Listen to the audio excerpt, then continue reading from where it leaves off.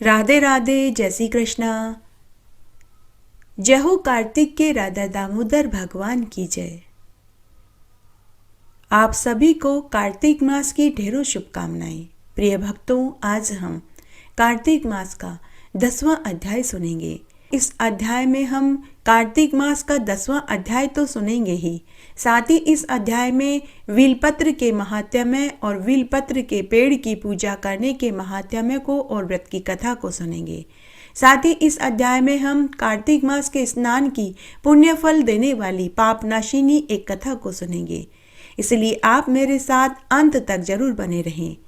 पूरे महात्म्य को सुनने से आपको संपूर्ण फल मिलेगा। आइए कार्तिक मास का 10वां अध्याय सुनते हैं। राजा पृथु नारद मुनि से पूछने लगे कि हे देव ऋषि नारद मुनि, कार्तिक के व्रत करने का बड़ा उत्तम फल आपने मुझे बताया। मैं बड़ा ही धन्य हूँ। मैं आज अपने आप को धन्य समझता हूँ कि मुझे आपकी संगति मिली। अब कृपया करके तुलसी का महात्म्य सुनाइए। नारद मुनि कहने लगे कि हे राजन, तुम कार्तिक मास के तुलसी के महात्म्य को सुनने से पहले इसकी एक प्राचीन कथा को सुनो। हे राजन, प्राचीन काल में सह्याद्री में करवीपुर गांव में ब्रह्मदत्त नाम का एक ब्राह्मण रहता था। वह बड़ा ही ब्रह्मज्ञानी, धर्मात्मा और ओम नमो भगवते वासुदेवाय मंत्र का जाप करता था। अतिथि सेवक था, गौ सेवा करता था, साधु संतों की संगत करता था, घर आए अतिथि की सेवा करता, गरीबों को अन्न वस्त्र रुपया का दान करता था। वह गोदान करके अपने पापों का नाश करके पुण्य संचित कर रहा था। अतिथि सेवा करके वह बड़ा ही पुण्य का काम कर रहा था। हे राजन, मैं तुम्हें एक बात बताना चाहता हूँ। जिसके घर से अतिथि निराश होकर चला जाता है, वह अपने पाप उन्हें दे जाता है और उनके पुण्य को ले जाता है। इसलिए घर में आए हुए अतिथि को कभी निराश नहीं करना चाहिए। तब एक दिन कार्तिक का महीना चल रहा था। वह ब्रह्मदत्त ब्राह्मण पूजा की सामग्री लेकर एक प्रहर रात्रि शेष रह जाने पर भगवान के मंदिर को जा रहा था। इतने में ही सामने से उसे एक भयंकर राक्षसी आती हुई दिखाई दी। नग्न, सूखी देह वाली, टेढ़े मेढ़े दांतों वाली, चंचल जिह्वा वाली, लाल लाल नेत्र वाली और घुर घुर का शब्द करती हुई आ रही थी। उस भयंकर राक्षसी के उस रूप को देखकर वह ब्रह्मदत्त ब्राह्मण डर गया। उसने अपने हाथ में तांबे के लोटे में से तुलसी मिश्रित जल उस राक्षसी के ऊपर फेंक दिया। जल का शरीर पर स्पर्श होते ही उस राक्षसी के जीवन भर के सारे पाप धुल गए। वह हाथ जोड़कर धर्मदत्त के पैरों पर गिर पड़ी। तब धर्मदत्त उस राक्षसी से कहने लगा कि हे राक्षसी, तुम कौन हो? किस पाप के कारण तुम्हारी यह दशा हुई, वह मुझसे कहो। तब वह राक्षसी कहने लगी कि हे देव मुनि, सौराष्ट्र में भिक्षु नाम का एक ब्राह्मण था। मैं उसकी पत्नी थी। मेरा नाम कलहा था। मैं कभी भी अपने पति से मीठे वचन नहीं बोलती थी, नहीं मैं उसे अच्छा भोजन खाने को देती थी। हमेशा मैं उसके साथ लड़ाई झगड़ा करती थी, हमेशा घर में क्लेश करती थी। इससे मेरे पति ने दुखी होकर दूसरा विवाह करने का निश्चय किया। तब मैंने क्रोध में आकर विष खा लिया और अपने प्राणों का अंत कर दिया। यमराज के दूत मुझे बांधकर मुगदरों से मारते हुए यमपुरी में ले गए। तब मुझे देखकर यमराज ने चित्रगुप्त जी को मेरे शुभ अशुभ कर्म बताने के लिए कहा। चित्रगुप्त ने यमराज से कहा कि हे धर्मराज जी, इसने कभी कोई शुभ कर्म नहीं किया। यह सदैव अपने पति के साथ द्वेष रखती थी, कभी भी उसे अच्छा भोजन खाने को नहीं देती थी। वह हमेशा अपने पति को बासी भोजन देती थी और खुद गर्म भोजन खाती थी। तब यमराज ने क्रोधित होकर आज्ञा दी कि यह जिस पात्र में भोजन बनाती थी उसी में खाती थी, इसलिए यह अपनी ही संतान को खाने वाली बिल्ली की योनि में जाएगी। इसने अपने पति के साथ कलह किया, इस कारण यह विष्ठा खाने वाली सुक्री की योनि में जाएगी। तीसरा, इसने घोर पाप किया कि इसने आत्महत्या करी, इसलिए यह प्रेत की योनि में जाएगी। तब वह राक्षसी धर्मदत्त ब्राह्मण से आगे बोली कि हे ब्राह्मण देव, मैं 500 वर्ष से इस योनि में पड़ी हूँ। भूख और प्यास से दुखी होकर एक बनिए के शरीर में मैंने प्रवेश कर लिया। तब वह बनिया कार्तिक मास में कृष्णा और वेणी नदी के संगम पर गया और नदी में स्नान करने लगा। तभी वहां भ्रमण कर रहे विष्णुदूतों ने देख लिया। तब विष्णुदूतों ने मुझे उस बनिए के शरीर से निकाल कर बाहर कर दिया। हे ब्राह्मण देव, इसी तरह मैं इधर उधर घूमती हुई इधर आई और तुमसे मिली। तुमने तुलसी मिश्रित जल मेरे ऊपर फेंका तो मेरे कई जन्मों के पापों का नाश हो गया। मुझे पूर्व जन्म की सभी बातों का स्मरण हो आया। हे ब्राह्मण देव, अब आप मुझे बताइए कि मैं अपनी इन 3 योनियों से किस प्रकार छूट पाऊंगी, मुझे कैसे उत्तम गति प्राप्त होगी। मेरे भाग्य से मेरा आज आपके साथ मिलन हुआ। धर्मात्मा लोगों की संगति से ही मेरा उद्धार होगा, यह आज मैंने जान लिया है। हे ब्राह्मण देव, कृपा करके मुझे मेरी इन योनियों से छुटकारा दिलाइए। तब धर्मदत्त ब्राह्मण राक्षसी से कहने लगा कि तुझे दुखी देखकर मेरा भी मन दुखी हो गया है। हे राक्षसी, तीर्थ, व्रत और दान प्रेत योनि में नहीं हो सकते। तुम्हारे पाप बहुत ज्यादा हैं, पुण्य बहुत थोड़े हैं, इसलिए तुम इस योनि से छुटकारा पा नहीं सकती। लेकिन मैंने अपने पूरे जीवन काल में कार्तिक मास का स्नान और व्रत किया है, उसका आधा पुण्य मैं तुमको देता हूँ, जिससे तुम उत्तम गति को प्राप्त हो जाओगी। क्योंकि कार्तिक के व्रत के समान पुण्य देने वाला कोई भी यज्ञ, दान, तप और व्रत नहीं है। तब उसी समय धर्मदत्त ब्राह्मण ने तुलसी मिश्रित जल से उसका अभिषेक किया और 12 अक्षर का भगवान विष्णु का मंत्र सुनाया। त्यों ही कलह प्रेत योनि से छूट गई। अग्नि के समान दिव्य देह धारण करके लक्ष्मी के समान रूप वाली होकर उसने ब्राह्मण को नमस्कार किया और आनंद के साथ बोली कि हे भगवान, पाप रूपी समुद्र में मुझ डूबती हुई को आप मेरे लिए नौका के समान हैं। उसी समय भगवान विष्णु के दूत पुण्यशील और सुशील देव विमान लेकर वहां आ गए। भगवान के दूतों ने कलह को विमान में बैठा लिया। विमान को देखकर धर्मदत्त ब्राह्मण बड़ा ही आश्चर्य में पड़ गया और भगवान के दूतों को देखकर उनके चरणों में दंडवत प्रणाम करने लगा। तब भगवान के दूतों ने धर्मदत्त ब्राह्मण को अपने चरणों से उठाकर हृदय से लगा लिया और कहने लगे कि हे ब्राह्मण, तुम धन्य हो, सदैव विष्णु की भक्ति में लगे रहते हो। तुमने अपने कार्तिक मास के स्नान और व्रत का आधा फल इस राक्षसी को दिया, जिससे इसको मुक्ति मिल गई। अब हे धर्मदत्त ब्राह्मण, तुम्हें भी इसका पुण्य मिलेगा, तुम्हें भी विष्णुलोक प्राप्त होगा। तुम राजा के कुल में उत्पन्न होगे, तुम्हारा नाम दशरथ होगा। भगवान विष्णु राम का अवतार लेकर तुम्हारे यहाँ पुत्र रूप में पैदा होंगे। तुम्हारी 3 रानियां होंगी, उनमें से तीसरी रानी यह कलहा कैकेयी होगी और फिर तुम विष्णुलोक को प्राप्त होगे। नारद मुनि ब्रह्मा जी से आगे पूछने लगे कि हे पितामह, हे श्री ब्रह्मन, अब आप हमें कार्तिक मास में वीलपत्र के महात्म्य को सुनाइए। तब ब्रह्मा जी नारद मुनि से बोले कि हे वत्स, तुमने मनुष्य के कल्याण के लिए बहुत उत्तम प्रश्न किया है।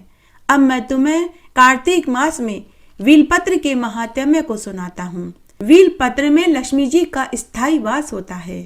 कार्तिक मास में वीलपत्र से महादेव जी की पूजा करने से मनुष्य की 7 जन्मों की दरिद्रता दूर हो जाती है। यदि वीलपत्र व आंकड़े दोनों को शिवलिंग पर कार्तिक मास में अगर कोई चढ़ाता है तो उन्हें लक्ष्मी की प्राप्ति होती है।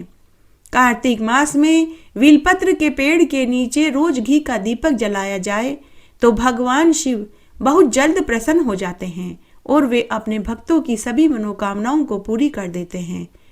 कार्तिक मास में रोज बेलपत्र के पेड़ को सींचने, दर्शन करने और पूजा करने से उस मनुष्य के कष्टों का शीघ्र निवारण हो जाता है। घर में बैल के पेड़ को लगाने, सींचने, पूजा करने से धन धान्य, दीर्घायु, संतान सुख की प्राप्ति होती है। बरगद व बेल के पेड़ के नीचे भगवान शिव का वास होता है। बेलपत्र भगवान महादेव को सबसे अधिक प्रिय है। अगर श्रद्धा से कार्तिक मास में शिवलिंग पर बेलपत्र चढ़ाया जाए तो भगवान महादेव तुरंत प्रसन्न हो जाते हैं और उस मनुष्य के सभी विघ्नों को दूर करके उसे मनवांछित फल प्रदान करते हैं। नियमित रूप से बेलपत्र के पेड़ को जल से सींचने से पितृदोष से मुक्ति मिलती है। कार्तिक मास में एक बेलपत्र भगवान महादेव को चढ़ाने से ही इच्छित फल प्राप्त होने लग जाते हैं। बिना बेलपत्र के शिव पूजा अधूरी मानी जाती है। कार्तिक मास में शाम के समय बेलपत्र के पेड़ के नीचे घी का दीपक जलाने से लक्ष्मी जी प्रसन्न होती हैं, धन धान्य सुख संपत्ति देती हैं। जिस बेलपत्र में 5 पत्ती हैं वे पंच देवता माने जाते हैं, ब्रह्मा, विष्णु, महेश, गणेश और माँ दुर्गा। 4 पत्ती वाला बेलपत्र 4 वेदों का सूचक होता है। 9 पत्ती वाला नवदुर्गा का रूप माना जाता है। जो व्यक्ति बेलपत्र का रोपण, पोषण, संवर्धन करते हैं उसे साक्षात महादेव जी दर्शन देते हैं। स्कंद पुराण के अनुसार बेलपत्र की उत्पत्ति माता पार्वती के पसीने से हुई थी, जिस कारण तुलसी में माता लक्ष्मी का वास होता है, वैसे ही बेलपत्र में माता पार्वती जी का वास बताया गया है। इस संबंध में एक कथा इस तरह है। एक समय पार्वती जी विहार कर रही थी तो वह थक गई, तो उनके माथे पर पसीने की एक बूंद आ गई और वही बूंद पृथ्वी पर गिर पड़ी, जिससे 2 पेड़ पैदा हो गए। कुछ समय के बाद पार्वती जी अपनी सखियों के साथ वहीं पर रमण कर रही थी।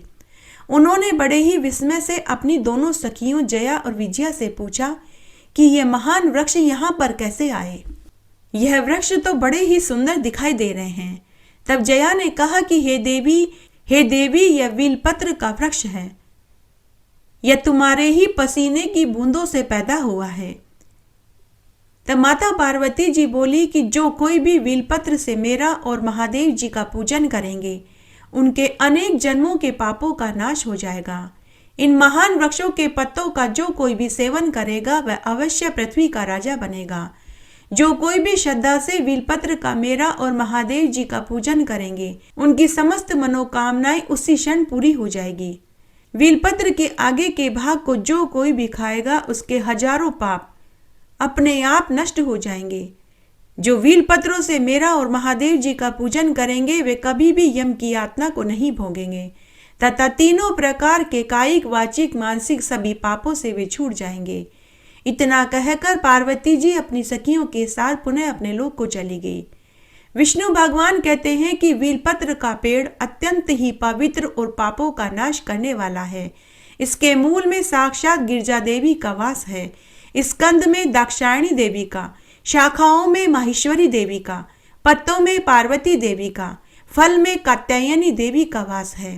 त्वचा में गौरी, वलकल में अपर्णा, फूलों में दुर्गा, छोटी शाखाओं में उमा, कांटों में शक्ति वास करती है।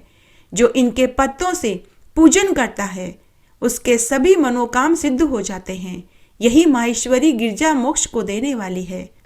हे नारद, ये मैंने तुम्हें पूरी कथा सुनाई। मूल तो ब्रह्म रूपाय, मध्य तो विष्णु रूपिणे, अग्रते शिव रूपाय, बिल्व वृक्षाय नमो नमः। जो मनुष्य बेलपत्र के पेड़ को घर में लगाते हैं, रोज सींचते हैं, पूजा करते हैं, घी का दीपक जलाते हैं, उन्हें समस्त तीर्थों में जाकर स्नान करने, दर्शन करने, पूजन करने जितना फल मिल जाता है। बेलपत्र की पूजा करने से विद्या चाहने वाले को विद्या, धन चाहने वाले को धन, पुत्र चाहने वाले को दीर्घायु, संतान सुख और मोक्ष चाहने वाले को मोक्ष की प्राप्ति होती है।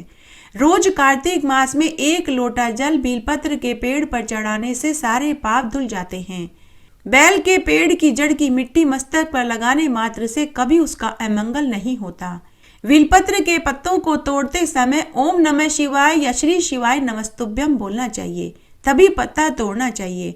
अमावस्या, अष्टमी, चतुर्दशी, सोमवार को बेलपत्र का पत्ता नहीं तोड़ना चाहिए। बैल के पेड़ के नीचे घी का दीपक जलाने, जड़ में दूध व काले तिल चढ़ाने से सभी मनोकामनाएं पूरी होती है। भगवान शिव भांग, धतूरा, आंकड़ा और बिल पत्र से जल्दी प्रसन्न होते हैं।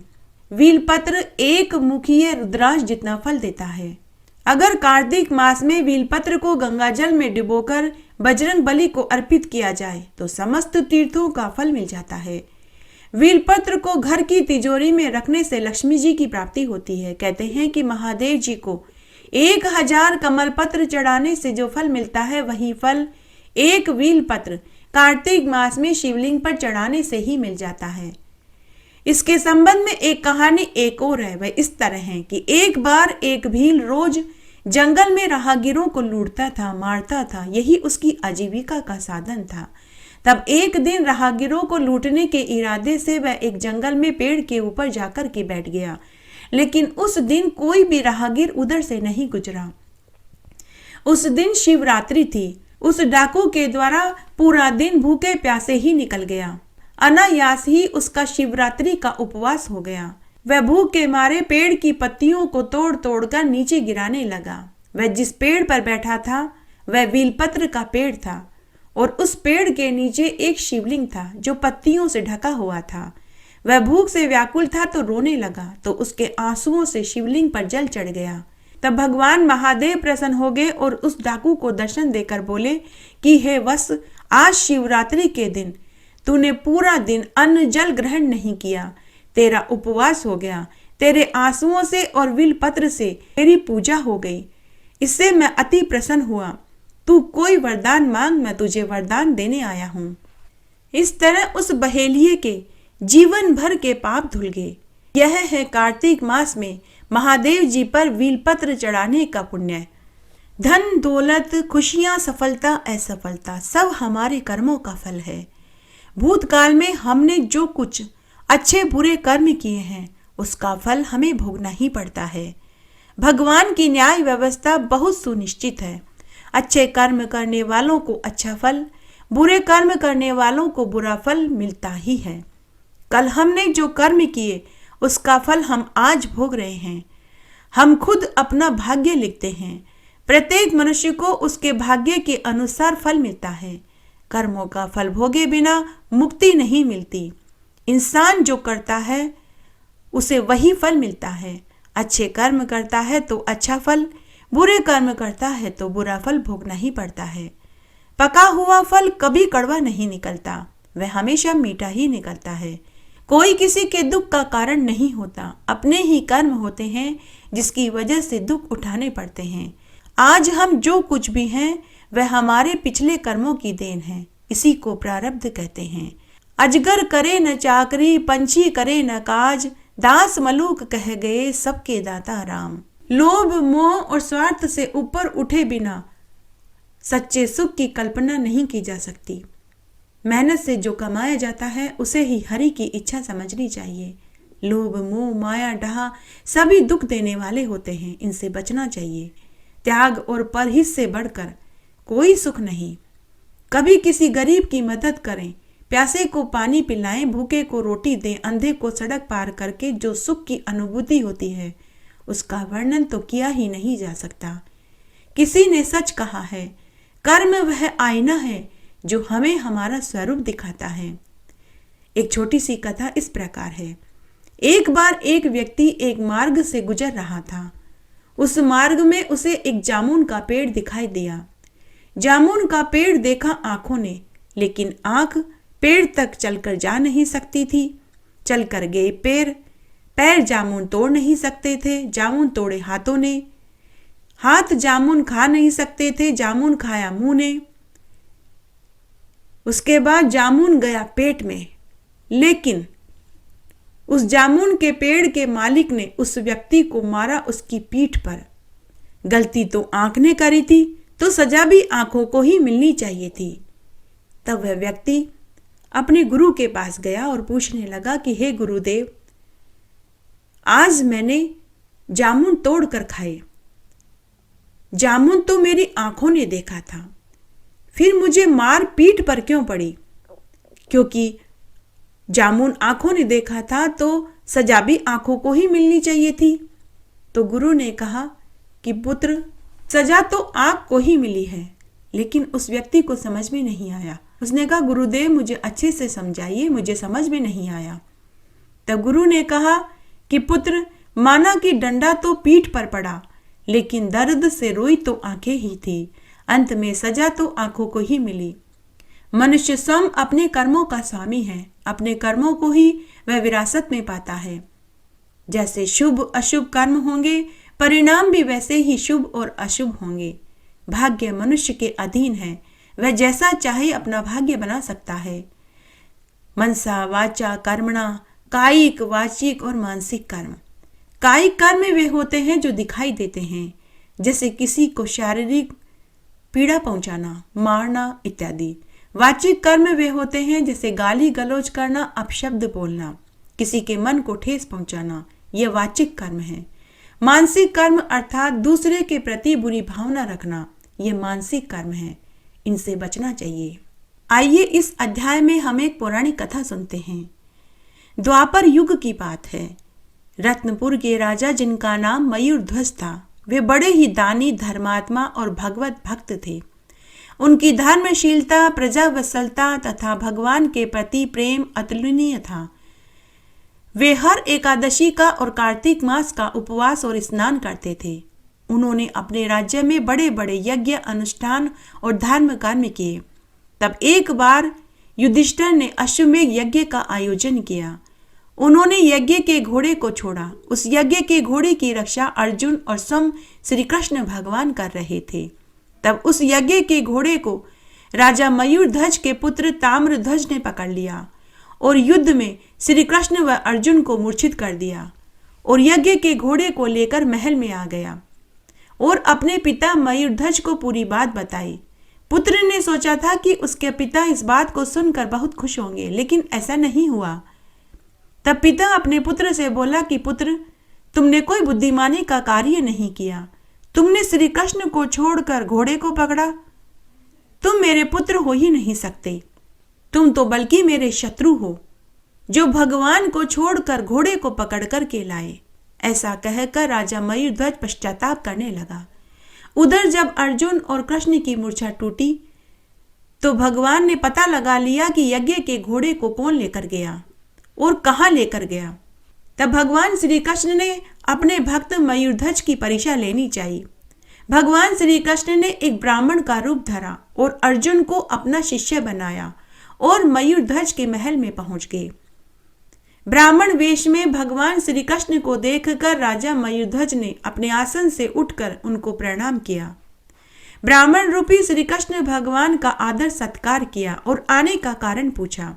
तब ब्राह्मण रूपधारी कृष्ण भगवान राजा मयूरध्वज से बोले कि हे राजन, मैं अपने पुत्र के साथ वन में कंद मूल फल लेने गया था। मुझे वहां एक शेर मिला। वह शेर मेरे पुत्र को खाना चाहता था। मैंने शेर से कहा कि तुम मेरे पुत्र को छोड़ दो और मुझे खा लो, लेकिन उसने स्वीकार नहीं किया। उस शेर ने मेरे सामने एक शर्त रखी। उस शेर ने कहा कि अगर इस नगर का राजा मयूरध्वज अपने शरीर का आधा भाग मुझे खाने को दे दे तो मैं तुम्हारे पुत्र को छोड़ दूंगा, अन्यथा मैं तुम्हारे पुत्र को खाकर ही रहूंगा। हे महाराज, मेरा पुत्र अभी शेर की मांद में ही है। आप चाहें तो मेरे पुत्र को छुड़ा सकते हैं, लेकिन शेर ने एक शर्त रखी है और वह शर्त यह है, आपके शरीर को आपकी पत्नी व पुत्र आरे से चीरे, तभी वह आपके शरीर के दाएं भाग वाले हिस्से को खाएगा और तभी वह मेरे पुत्र को छोड़ेगा। तब राजा मयूरध्वज ने प्रसन्नतापूर्वक ब्राह्मण की शर्त को स्वीकार कर लिया। राजा समझ गए कि यह कोई ब्राह्मण नहीं, यह मनुष्य नहीं हो सकता। ये तो स्वयं मेरे भगवान हैं जो मेरी परीक्षा लेने आए हैं।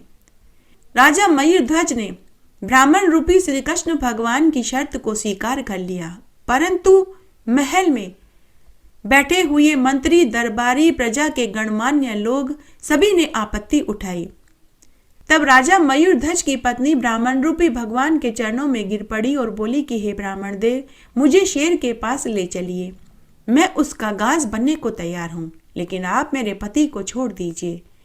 तभी राजा का पुत्र ताम्रध्वज भी ब्राह्मण रूपी भगवान से विनती करने लगा कि हे ब्राह्मण देव, आप मुझे सिंह के पास ले चलिए। मैं उसका भोजन बनने को तैयार हूं, लेकिन आप मेरे माता पिता को छोड़ दीजिए। तब राजा मयूरध्वज ने अपनी पत्नी और पुत्र से कहा कि अगर तुम सब मुझसे स्नेह करते हो, मेरा भला चाहते हो, तो तुम वही करोगे जो ये ब्राह्मण कह रहा है, नहीं तो तुम सब मेरा मरा मुंह देखोगे।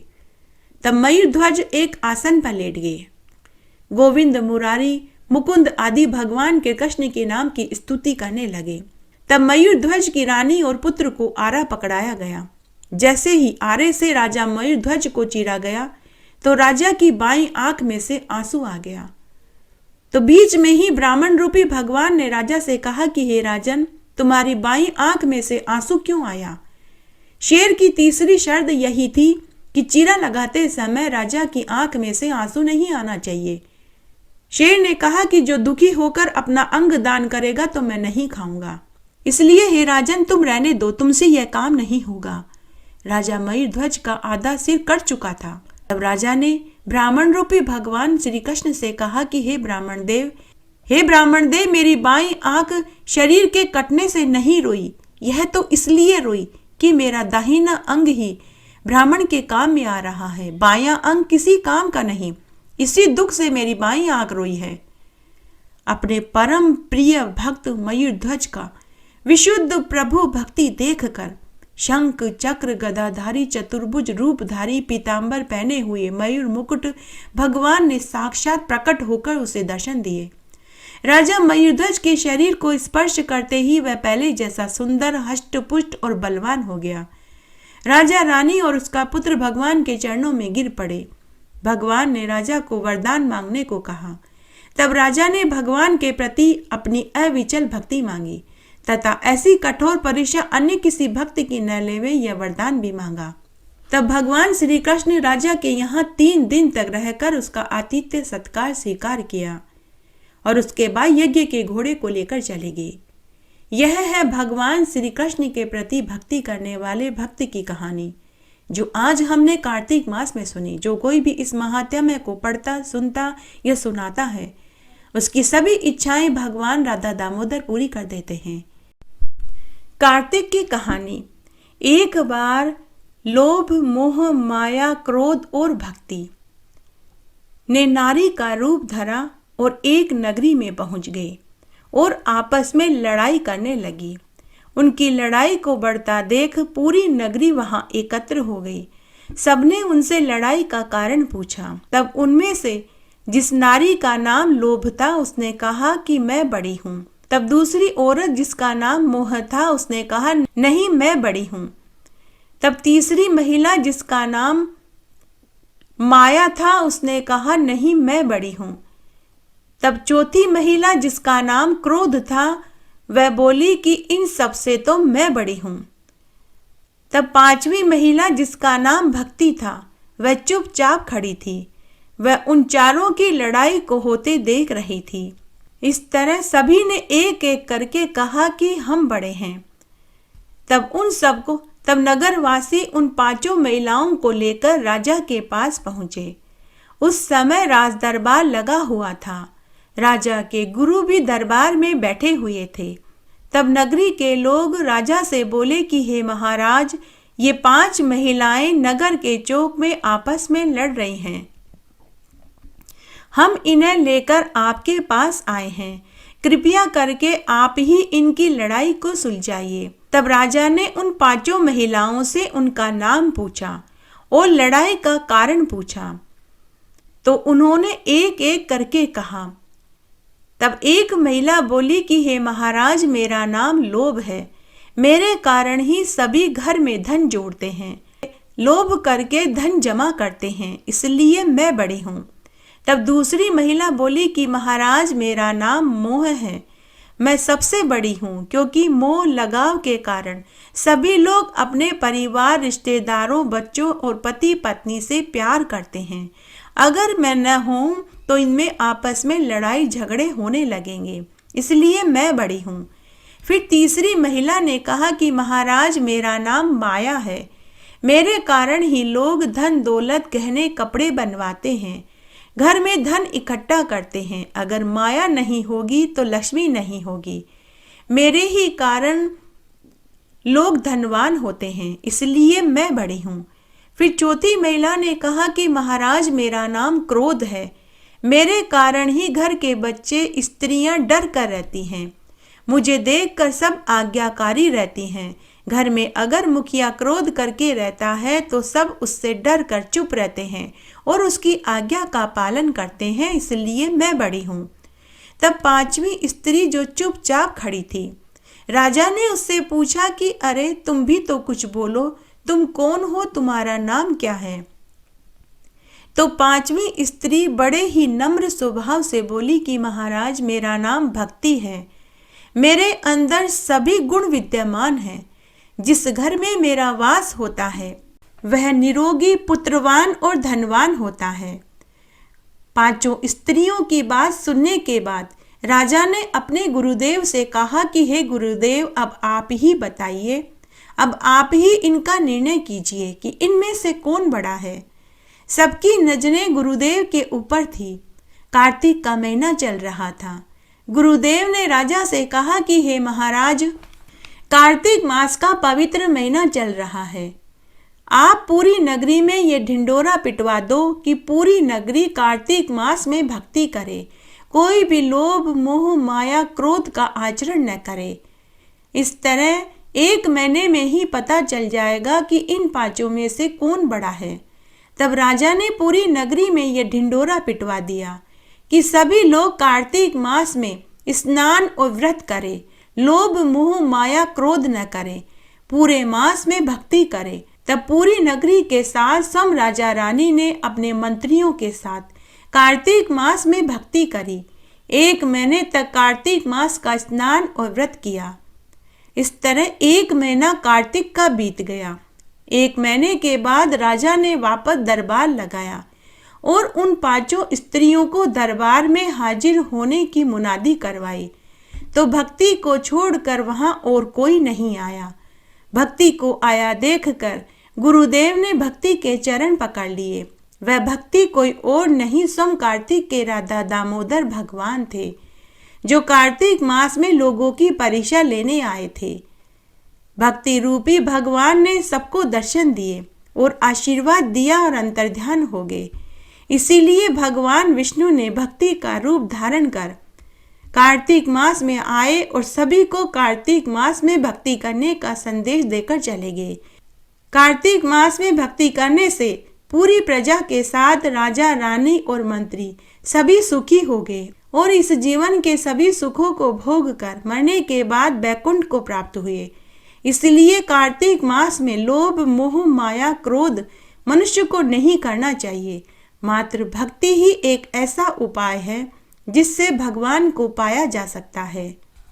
तुलसी महारानी की आरती। तुलसी महारानी नमो नमो, हर की पटरानी नमो नमो। कौन से महीने में बोई रानी तुलसा, तो कौन से महीने में हुई हरियाली। आषाढ़ के महीने में बोई रानी तुलसा, तो सावन के महीने में हुई हरियाली। कौन से महीने में हुई तेरी पूजा, तो कौन से महीने में हुई पटरानी।